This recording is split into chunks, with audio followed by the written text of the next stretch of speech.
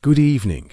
I'm John Cook with Blink News TV. Tonight, we're bringing you the latest update on a government proposal that could impact the New Zealand housing market in a positive way.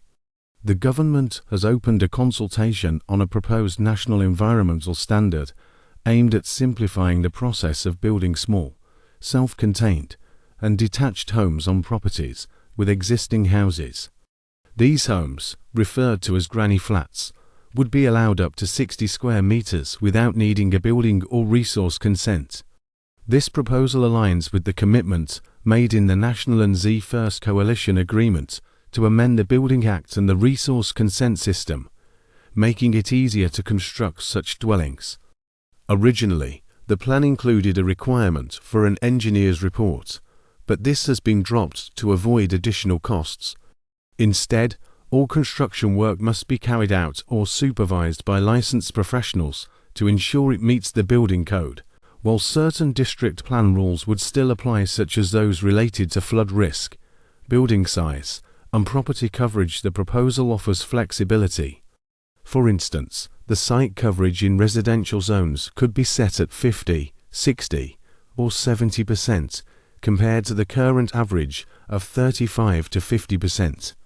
Currently, a building consent is not required for a detached building between 10 and 30 square meters that does not contain cooking or sanitary facilities, facilities for the storage of potable water, or sleeping accommodation, unless the building is used in connection with a dwelling. The new proposal aims to address the housing shortage and affordability issues by making it easier and less expensive to build small homes, which have been a growing trend for some time. Tiny homes, also known as compact dwellings or tiny houses on wheels, have been part of the solution for affordable housing. They cost significantly less and are easier to maintain. However, they are not clearly defined in the Building Act and can be considered both buildings and vehicles, sometimes requiring building consents if they are immovable and used as long-term residences. The goal of the Building Act and Building Code is to ensure all dwellings are safe, healthy, and durable, and this applies to both tiny homes and granny flats. Some councils have restrictive regulations on tiny homes, only allowing them in specific zones or prohibiting them altogether.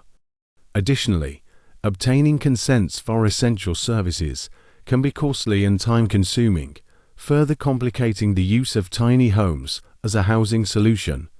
The government's proposal has garnered support, with many seeing it as a positive step towards solving the housing crisis. For example, Germany has successfully used tax relief to encourage the creation of self-contained flats, which are beneficial for elderly relatives, young adults, and renters.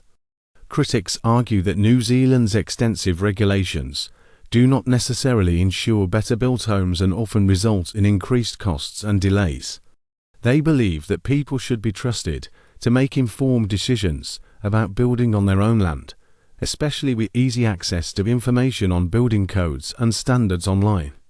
In conclusion, the proposed changes could provide a much-needed boost to housing availability, allowing homeowners to build granny flats for elderly relatives or as rental units. This could free up larger family homes for the next generation and help alleviate the housing shortage. That's all for now. Stay tuned for more updates. I'm John Cook, and this is Blink News TV.